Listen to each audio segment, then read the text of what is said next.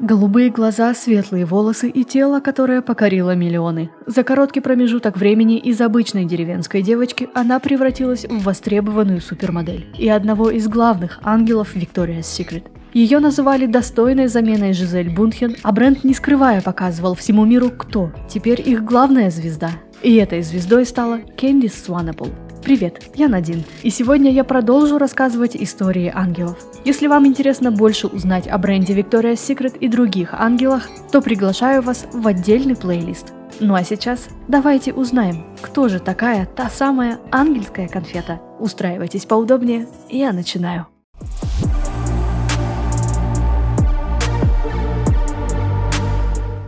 Прежде чем начну, разберем очень важный момент. Фамилию ангела. Ее верное произношение Сванепл, не Свейнпл, как то пытается донести русскоязычная Википедия. Не Свенпл, не Сванпл, а именно Сванепл. У Кэндис всегда были проблемы с тем, как произносят ее фамилию. Она часто использует как пример сочетание слов «лебедь в бассейне». Swan и Nepal. Фамилия происходит от африканцев, и в Южной Африке это очень распространенная фамилия. Hi, I'm Candice Swanepoel. Candice Swanepoel. Hi, I'm Candice Swanepoel. Кэндис Сьюзен Сванепл родилась 20 октября 1988 года в небольшом городке Муи-Ривер, провинция Квазулу-Натал, ЮАР, в семье Уильяма Сванепла и Эйлин Грин. Семья Кэндис уходит корнями в африканеров, преимущественно голландского происхождения. Родители модели также появились на свет в Африке. Отец родился в Зимбабве, а мама в ЮАР. У Кэндис есть старший брат Стивен, с которым ангел очень близка и часто рассказывает об их веселом детстве. Росла модель на ферме, воспоминания о которой остались в ее памяти теплыми моментами. Расти на ферме было потрясающе. Для меня и брата это был целый мир. Мы бегали, сломя голову, носили эти странные комбинезоны и огромные сапоги. Доили коров, ковырялись в их какашках, видели, как на свет появляются маленькие телята. Это было детство, наполненное свободой. У нас был огород, наверное, размером с футбольное поле. И каждый раз, как я собиралась пойти куда-то с друзьями с ночевкой, мама заставляла меня брать с собой большую корзину со свежими овощами и фруктами. Тогда это казалось так неловко. А сейчас бы я все отдала, чтобы мама снова заставила меня взять эту корзину. Я провела свое детство в окружении природы и любви, что давала моя семья.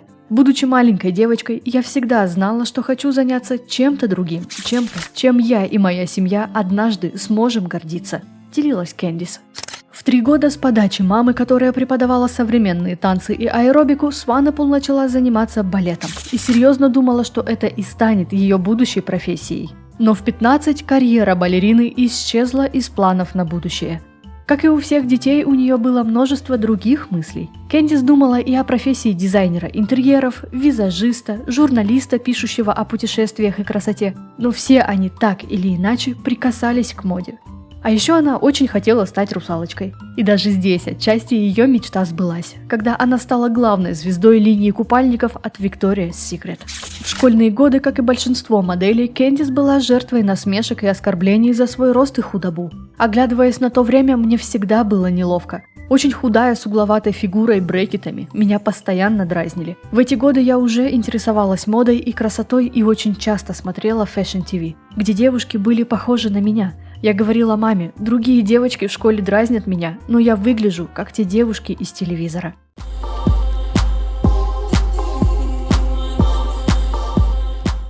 Но год спустя жизнь Кэндис полностью перевернулась. 15-летнюю худощавую неуклюжую девочку на одном из блошиных рынков Дурбана заметил скаут Кевин Эллис. Это было похоже на то, словно мимо моего магазина прошагал прекрасный фламинго. То, как она прошла мимо, просто покорило меня, рассказал Эллис. Кэндис стала частью агентства Ice Models в Дурбане и заткнула за пояс всех тех, кто до этого издевался над ней. После того, как скаут обратил на меня внимание, я впервые посмотрела на себя по-другому. Возможно, я могла бы стать моделью, как те девушки с Fashion TV. И вот меня взяли в Ice Models, и все закрутилось. Мне всегда хотелось отомстить. Я знаю, это звучит ужасно, но это так приятно показать, чего я достигла и как они были неправы, делилась модель. Но для родной страны Кэндис оказалась не совсем в формате, что и дало ей толчок к серьезной карьере. В то время в Южной Африке искали больше сексуальных блондинок, таких своего рода бомб, а у меня были темные волосы и очень худощавое телосложение. поэтому меня довольно быстро отправили за границу. И вот спустя годы я сама стала той самой секси-блондинкой, рассказала она. Однако после начала оглушительной популярности Ирен Оливье из модельного агентства Iren's Models заявила, что ее агентство первым обнаружило эту сенсацию в колледже, где учился будущий ангел, но это осталось незамеченным, потому что Кэндис всегда рассказывала о старте карьеры с того самого блошинного рынка. Я очень горжусь тем, что открыла для себя Кэндис в епархиальном колледже Святой Анны в 2003, когда приехала туда рассказать о своей модельной школе. Она сказала, что с удовольствием прошла бы наш курс, и вскоре я поняла, что у нее большой потенциал, и предложила ей подписать контракт с Iren's Models. Она так и сделала, и с этого момента Кэндис стала моделью Iren's Models. В доказательство своих слов Ирен показала фотографию 14-летней Кэндис, сделанную в ее школе, и ее форму заявки на участие в конкурсе «Модель года Питермарицбурга 2003», в котором она победила. Но Оливье абсолютно не держит зла на модель и очень гордится, что она первой открыла ее миру, пусть даже и оставшись незамеченной. Я очень рада и горжусь тем, что я была первым человеком, который открыл Кэндис, обучил и снял ее первое портфолио. Я начала переговоры с авторитетным агентством из Кейптауна, имеющим прочные связи с международными агентствами, чтобы попытаться развить ее карьеру дальше. Но нашелся другой скаут, который перехватил Кэндис. Но она продолжает быть образцом для подражания и вдохновением для всех молодых девушек и юношей в Iren's Models, заключила Ирен. И вот в свои 16 Кэндис отправилась в Париж. Одна, в чужую страну за 1000 километров от семьи. Первые эмоции и азарт довольно быстро прошли, и Сванепул даже думала бросить это дело и вернуться назад домой. Но с поддержки родителей она решила попробовать еще. И именно последняя попытка стала началом того самого пути. На первом моем просмотре были очень странные чувства. Тебе нужно себя показать, на тебя все смотрят, а ты не знаешь, что нужно делать. Но довольно быстро для меня это стало вполне естественно. И в конце дня я позвонила маме и сказала: «Мам, я хочу этим заниматься. Это моя стихия».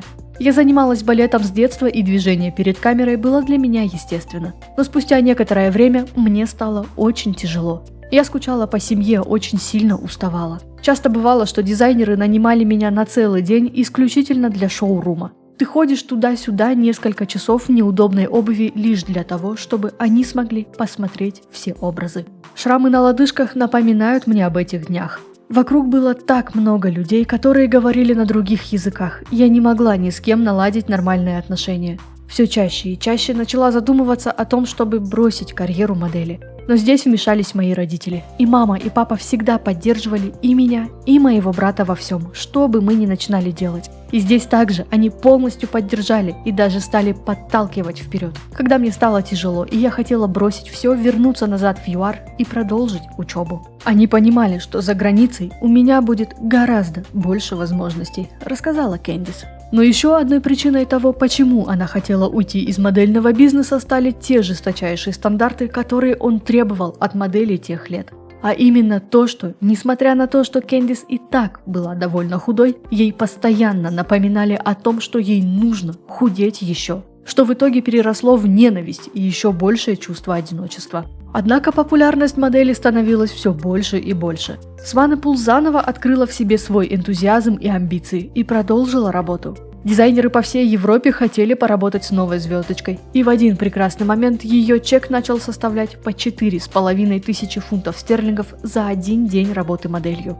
В 2005-м Кэндис получила свою первую крупную работу, которой стала статья в итальянском Vogue. И в этом же году она получила свою первую обложку Vogue для Греции. Мир радикально изменился для нее. На юную Кэндис обратили свой взор именитые дома моды – Dolce & Gabbana, Tommy Hilfiger, Moschino. Но главными среди них стали Victoria's Secret, которые пригласили девушку поработать с ними. Hello, bombshell.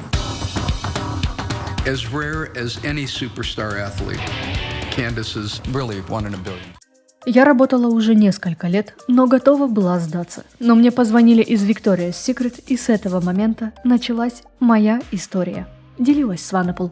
В 2006-м модель перебралась в Нью-Йорк, впервые появилась в каталоге и стала фит-моделью бренда. Моника Митро, исполнительный продюсер шоу, делилась, что никогда еще не видела девушку, на которой бы любой образ смотрелся потрясающе. Кэндис была именно такой. Но вот она сама не считала себя подходящей моделью для примерок. Мне казалось, что я была неподходящей фит-моделью, но это было очень весело примерять все эти образы. Это был потрясающий опыт. Я не жалею о тех нарядах, которые я не выбрала. Я была рада просто быть частью этой семьи. Но частью ее семьи стали не только Victoria's Secret. Кэндис начала встречаться с Германом Николи. Молодые люди познакомились на одном из кастингов в Париже. На тот момент Кэндис было 17, а Герману 20. Несмотря на языковой барьер, между ними вспыхнули настоящие чувства. А годы спустя Бразилия стала для Сванепул новым домом. Я приложила усилия, чтобы выучить язык и принять культуру. Я не хотела быть туристом, делилась модель. Но еще причиной, почему я выучила португальский, стало то, что я не собиралась смотреть, как мой парень и его друзья говорят о других девушках. О нет, дорогуша, этому не бывать. Теперь ничего не пройдет мимо меня, добавила она. Кэндис начала свободно говорить на португальском и просто влюбилась в новую страну, в людей, которые были свободными и просто жили свою счастливую жизнь. В Нью-Йорке все оценивают людей по тому, что они делают и сколько у них денег. Но в Бразилии никто ничего не знает об индустрии моды. Им все равно, что вы делаете. Им просто нужен пляж, солнце и веселье. Там я чувствую себя свободной и счастливой. Там я могу быть обычной Кэндис. В 2007-м звезда Кэндис Сванепул зажглась по-настоящему. Модель впервые вышла на подиум Victoria's Secret Fashion Show. Многие стали говорить, что она станет достойной заменой Жизель Бунхен, которая на тот момент сложила свои ангельские крылья. Мое первое шоу было в 2007-м. Я находилась в Париже, когда мне позвонили, чтобы я приехала на кастинг. Я полетела как можно скорее. На кастинг приглашали девушек, за которыми бренд уже следил какое-то время. Я оказалась среди них. Затем мне перезвонили и сказали, что я утверждена. Было трудно поверить в это. После 2 лет путешествий между Парижем, Миланом, Лондоном и Южной Африкой я сделала решительный шаг и переехала в Нью-Йорк, чтобы работать моделью на постоянной основе. Я отказалась от обычной подростковой жизни со своей семьей и друзьями, чтобы осуществить мечту. Но то, что я получила взамен, просто невероятно. В 2008-м, еще не имея официального статуса ангела, Кэндис получила на шоу 3 образа и свои первые крылья. С 2007 по 2009 она, как и другие будущие ангелы, была лицом линейки Pink, но с 2010 у Victoria's Secret появилась новая, главная звезда, которую затем 5 лет подряд в своих шоу бренд отмечал чем-то значимым. В 2010-м помимо Сванепул ангельский контракт подписали Рози Хантингтон-Уайтли, Эрин Хизертон, Лили Олдридж и Шанель Иман. Но именно Кэндис была удостоена отдельного видео, в котором ее представили всему миру. Кроме отдельного видео, Кэндис должна была получить и особенные, очень большие крылья. Но, к сожалению, у них не удалось отрегулировать центры тяжести, и они остались за кулисами. С этого момента Victoria's Secret стали и семьей, и домом, и постоянным местом работы для ангела. Они стали для меня настоящей семьей, и сам бренд, и девушки. Они выбирают очень тщательно, неважно, кто вы, ангел, визажист или фотограф. Кандидатура каждого, кто будет работать с брендом, очень долго обдумывается, но всегда это становятся очень хорошие люди. И после стольких лет работы в одиночестве было безумно приятно наконец найти что-то стабильное, еще одну семью. Вы прекрасно знаете, что работа моделью не постоянна. Сегодня я работаю, а завтра меня могут списать. Но с Victoria's Secret я уверена, что у меня работа будет каждый день. В начале этого пути я понятия не имела, какое влияние на меня окажет бренд. Но оно оказалось феноменальным. Меня стали узнавать повсюду. Со мной хотели поработать те, кто до этого не обращал внимания. Что же до других ангелов? Между девушками нет никакой драмы или конфликтов. У каждой есть своя история, и если вдруг Victoria's Secret решат снять реалити-шоу, оно точно станет хитом, рассказала модель. Но тут Кэндис немного слукавила. В сети начали активно ходить слухи, что новая звезда не ужилась со старой в лице Адрианы Лимы. Они часто стали появляться на совместных презентациях, но многие отмечали, что отношения между ними довольно натянутые. Увидела ли Адриана в лице Кэндис слишком большого конкурента, или Сванепул сама начала слишком агрессивно забирать работу себе, остается только гадать. Можете сделать это в комментариях, если захотите. С этого времени в карьере Кэндис закрутились бесчисленные шоу, обложки и рекламные кампании, которые привели ее в рейтинг самых высокооплачиваемых моделей мира. Об этом статусе модель сказала: Мне до сих пор кажется, что это жизнь другого человека. Это не похоже на мою жизнь. Я довольно замкнутый человек. Когда нахожусь вне съемок и у меня есть немного свободного времени, я всегда стараюсь провести его наедине с собой. Я смотрю на себя от третьего лица, потому что эта девушка на фотографиях не я. Это девушка, которую я создала, чтобы справляться с вниманием. Мне пришлось преодолеть застенчивость, чтобы быть частью моды. Но я навсегда останусь все той же девушкой, которая когда-то покинула родные места. Поэтому сейчас, когда я читаю все эти комментарии и обсуждения меня, это кажется сюрреалистичным и одновременно забавным. Но теперь это возможность создать из себя индивидуальную личность. И чтобы люди говорили именно о ней, а не просто о красивой девушке. 2011 стал для Кэндис годом взлетов и падений. В марте после презентации новой линейки купальников Victoria's Secret модель попала под большую критику за пропаганду анорексии. На фоне Лимы и Амброзио Сванепул выглядела болезненно худой. Многие отметили, что потеря веса случилась довольно быстро, ведь буквально пару месяцев назад на шоу Victoria's Secret она выглядела здоровой. Эксперты по расстройствам пищевого поведения были обеспокоены, как это повлияет на молодых девушек, особенно на тех, кто уже страдает расстройствами пищевого поведения. Я думаю, это печально. Victoria's Secret всегда была компанией, которая подчеркивала сексуальную привлекательность женских тел. Но за последние несколько лет их критиковали за то, что они принимали все более и более худых моделей. И Кэндис прекрасный пример, сказала диетолог и эксперт по расстройствам пищевого поведения Мариса Шерри, добавив, что это может сказаться на других девушках. Они посмотрят на нее и скажут, что ее тело потрясающее. Они захотят увидеть себя на ее месте. Сразу назревает вопрос, насколько далеко вы готовы зайти и навредить своему телу, если вам уже очень плохо.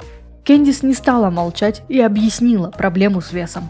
Моей проблемой всегда был набор веса и наращивание мышц. В этот раз у меня был сумасшедший график. Я много путешествовала, и как только я начинаю очень много работать, мой вес сразу падает вниз.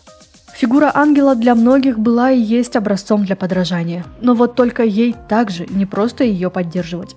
Если все ведут борьбу с лишними килограммами, Кэндис наоборот пытается их не потерять из-за очень бешеного обмена веществ. Она старается не заниматься кардио, а выполняет те тренировки, которые наоборот нацелены на набор мышечной массы. На диетах Сванепул не сидит. С юного возраста она приучила себя есть все в умеренных количествах. Чаще всего это свежая и здоровая еда. Она пьет много воды, хорошо высыпается и делает лишь то, что подходит для ее тела. Соблюдать баланс между личной жизнью и работой значит быть счастливой и здоровой. Я не люблю ограничивать себя определенными продуктами или убивать себя в спортзале. Я делаю то, что удобно для моего тела в данный момент. Вы не найдете меня в клубах. Я точно буду дома, я как молодая бабуля, рассказывала модель. Но свои демоны в похудении однажды также были. В начале пути, когда ей со всех сторон наоборот твердили, что нужно скинуть вес, Кэндис начала пить яблочный уксус. Говорят, что это хорошее детокс-средство. Вода с каплей яблочного уксуса и лимоном. Но мой организм просто не перенес этого, добавила она. Столкнувшись с критикой собственного веса, на другой презентации Кэндис и ангелы выступили на защиту Джессики Симпсон, которую все наоборот критиковали за лишний вес, с которым Симпсон начала борьбу после беременности. Пока вы здоровы, пока вы заботитесь о себе, все будет в порядке. У всех разное строение тела, нужно продолжать оставаться собой. Быть уникальным, не сравнивать себя ни с кем. И главное, оставаться здоровым, заявили девушки. Взлетом в 2011 для Сванепул стала первая обложка Vogue Italia. И, конечно же, открытие шоу Victoria's Secret.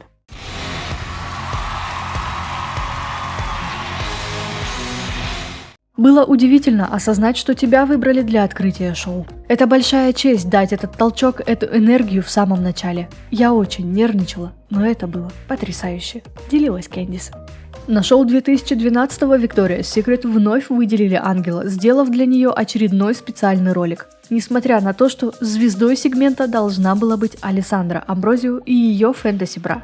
Но в итоге все лавры ушли Кэндис, что очень сильно разозлило фанатов Амброзио, которые раскритиковали бренд за очередное неуважение в сторону Алессандры.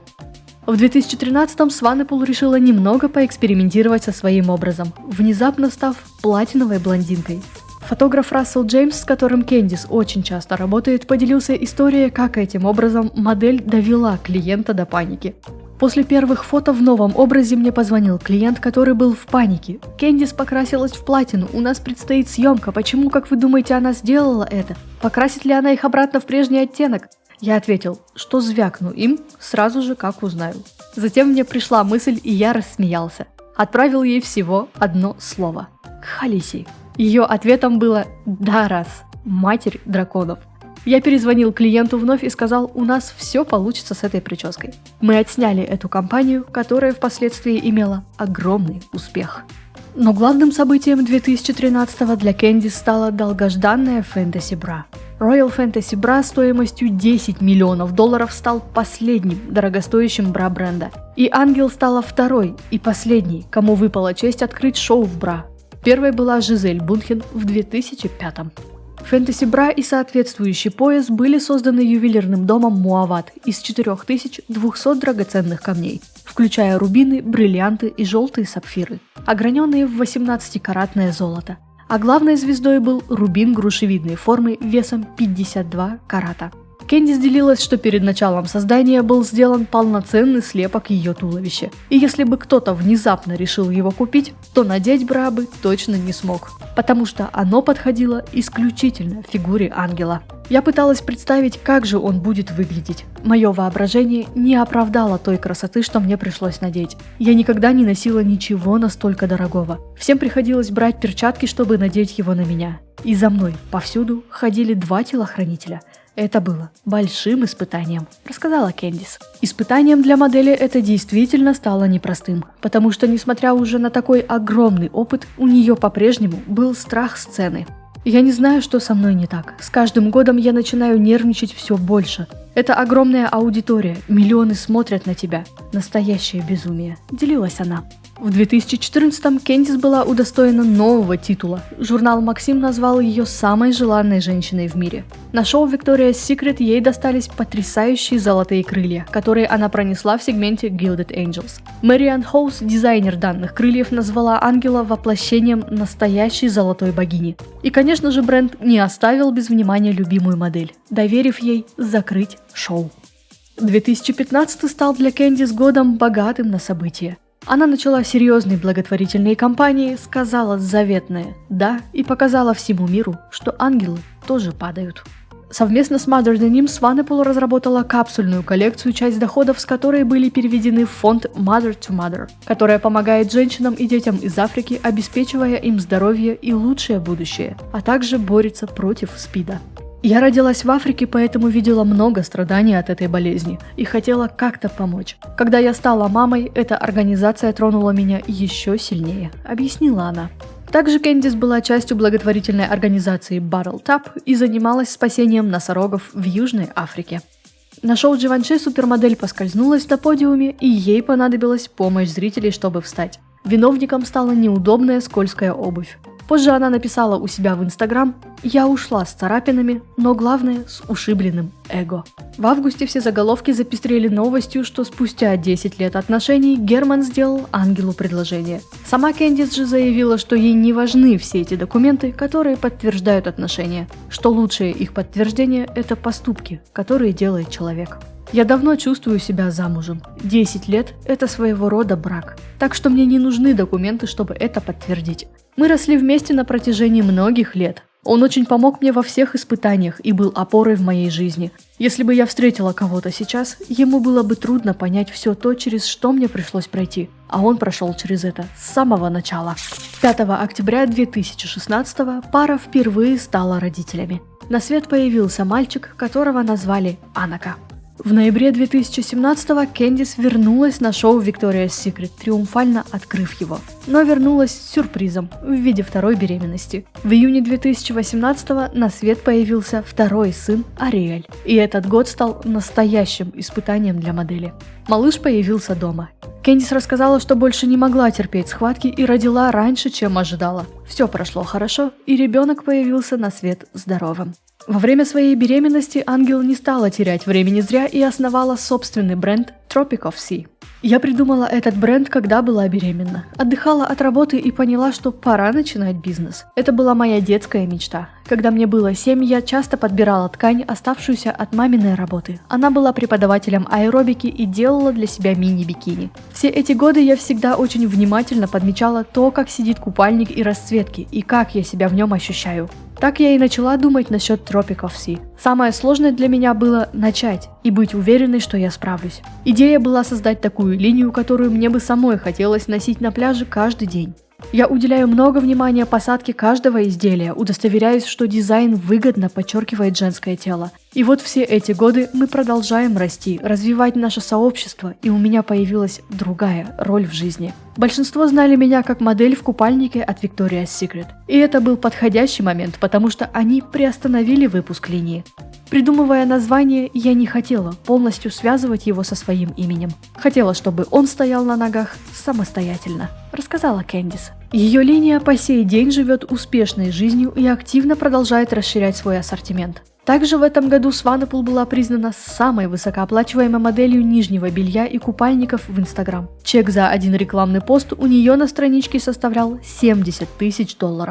Но эти приятные моменты омрачили другие. После рождения сына папарацци застали модель на пляже, где, естественно, все накинулись на ее фигуру. Как же так? Кэндис Swanepoel набрала лишние килограммы. Она не стала молчать, написав у себя в Instagram: «Это я через 12 дней после родов. Если вы хотите сказать что-то плохое, посмотрите на фото еще раз». Люди в обществе могут быть такими жестокими по отношению друг к другу. Стандарты красоты для женщин сегодня невозможны, и я не стыжусь своего послеродового тела. Более того, я горжусь. В течение 9 месяцев в моем животе находился сын, поэтому я считаю, что иметь небольшой живот – мое право. Эти нападки из-за того, что я модель? Ну так я еще и обычный человек. Дайте мне спокойно насладиться пляжем, пожалуйста. Я не обязана прятать живот только потому, что у людей нереалистичные стандарты женской красоты. Мы создаем жизнь. А что можете вы? Дамы, это касается нас всех, так что будьте добры друг к другу, написала она.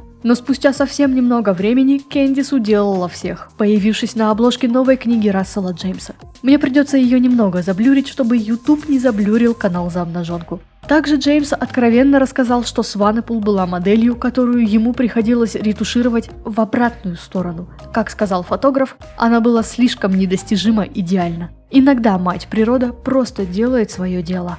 Кэндис обложку прокомментировала так: «Почтена быть на обложке специального лимитированного издания книги Angels. И да, это мой наряд на день рождения. Прости, папа, а маме передаю спасибо за то, что отдала меня на балет». Далее добавив: «У Рассела всегда получаются превосходные снимки. Ты точно знаешь, что они будут красивыми». Мне нравится, что во время каждой съемки, а особенно во время съемок книги, он старается подчеркнуть натуральную красоту модели, даже недостатки, даже в социальных сетях. Мне самой нравится накладывать фильтры на фото и играть с цветокоррекцией, но я не считаю правильным использовать иные фильтры по типу искусственного похудения. Это все равно заметно, иногда даже слишком. И я никогда этого не сделаю, потому что сразу получу комментарии в духе: «О боже, ты слишком худая».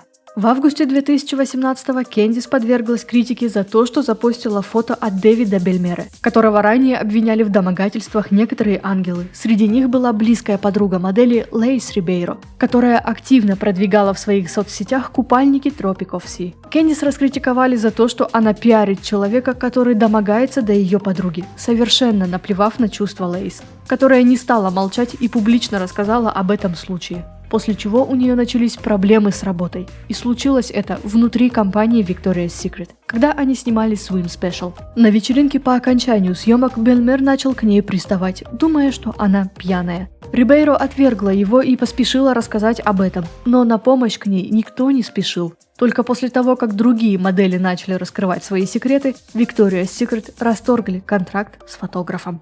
Ну а главным ударом для Кэндис стал конец отношений с Германом. Спустя всего 5 месяцев после рождения второго сына пара рассталась. Модель никаких заявлений по этому поводу делать не стала, но бразильские СМИ начали писать, что это была измена. И случилась она еще в то время, когда ангел была беременна. И узнала Swanepoel о ней не от кого-то, не из расследования по банке варенья, а застукала Николе лично в собственном доме. Эти слухи Кэндис не подтвердила по сей день, да и вообще никак не комментировала далее свою личную жизнь. В марте 2019-го Ангел была удостоена престижной премии Daily Front Row в номинации «Запуск года» за бренд Tropic of Sea. А в 2020-м вместе с Victoria's Secret вернулась с их линейкой купальников, став второй после Алессандры, ради кого бренд пошел на уступку. Ведь Candice, по сути, их чуть ли не главный конкурент со своей линейкой купальников.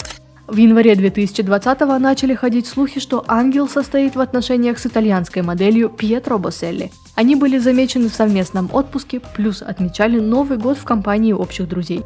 Но опять, это все прошло лишь на уровне слухов. А вот октябрь для всех поклонников стал месяцем разочарований. Victoria's Secret отказались от концепта ангелов, и Candice официально подтвердила, что сняла свои крылья и прекратила работу с брендом. В марте 2022-го все снова заинтересовались ее личной жизнью, после того, как в сети появились ее совместные фото с испанской моделью Андресом Веленкосо. Candice продолжала хранить молчание, а в сентябре СМИ и вовсе приписали ей роман с Канье Уэстом, после того, как она стала лицом рекламной кампании аксессуаров Easy X Gap. Как утверждали Daily Mail, на почве совместной работы Канье и Candice очень сблизились и даже уже совершили 2 совместные поездки. Они часто встречаются друг с другом, и Уэст представил ее как свою девушку. Канье и Candice встречаются. Они нравятся друг другу и довольны тем, как все началось. Они сошлись на моде и творчестве. Канье в восторге от Candice. И еще больше слухи пошли после того, как их засняли флиртующими на New York Fashion Week. Но вот что действительно Candice умеет делать хорошо, так это скрывать свою личную жизнь. Спустя 2 года экспериментов в августе 2023-го Victoria's Secret решили вернуться к старому доброму и пригласили Адриану Лиму, Наоми Кэмпбелл, Жизель Бунхен и Candice представить коллекцию The Icon. Но и тут все пошло не по плану. Поклонники бренда нижнего белья Skims, лицом которого также была Candice, заявили, что Victoria's Secret украли идею рекламной кампании у Ким Кардашьян. Фанаты отметили схожесть не только концепции, но даже названий реклам. В апреле 2022-го Ким пригласила Candice, Тайру Бэнкс, Хайди Клум и Алессандру Амброзио для съемок в рекламной кампании Icons. Фанаты начали писать, что новая кампания Victoria's Secret The Icon очень похожа на прошлогоднюю рекламу Skims. А в сентябре бренд подвергся критике за Victoria's Secret World Tour, в котором приняла участие Candice, и который полностью отошел от привычного концепта шоу. Ни блесток, ни подиума и крылья, которые, по мнению многих, просто-напросто осквернили, доверив их молодому дизайнеру Микаэле Старк. И снова на полгода Victoria's Secret ушли в затишье.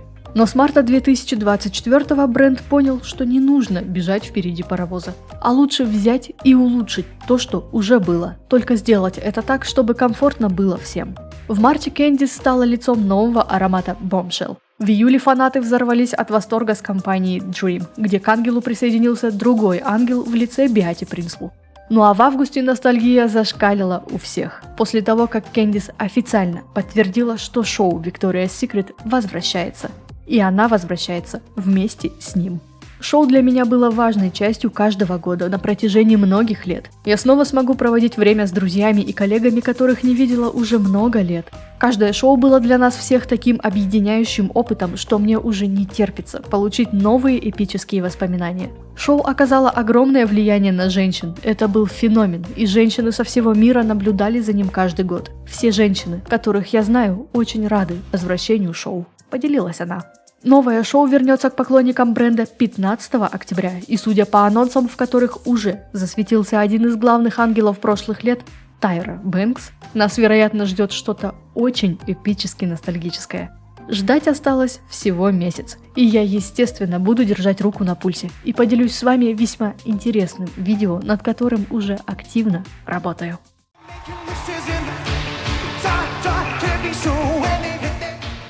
Ну и на этом все. Спасибо, что досмотрели до конца. Делитесь в комментариях, что вы думаете о Candice. Ставьте лайки, подписывайтесь на меня везде, где только сможете и захотите. А я пошла работать над новым видео. Увидимся совсем скоро.